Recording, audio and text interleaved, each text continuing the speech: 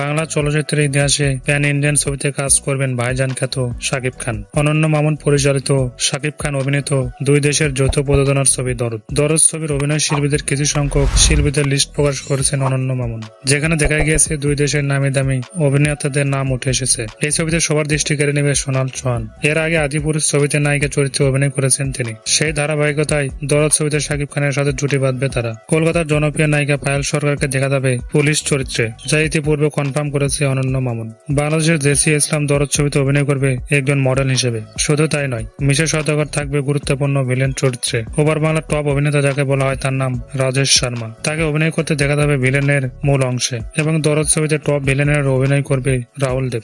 বাংলা, হিন্দি সহ কয়েকটি ভাষায় অভিনয় করেছেন তিনি। সে সাথে দরদ ছবিতে থাকবে আরো জনপ্রিয় শিল্পীরা। ধরা যাচ্ছে সিনেমাতে দারুণ কিছু থাকবে, যতটুকু আমরা আশা করছি তার চেয়েও বেশি।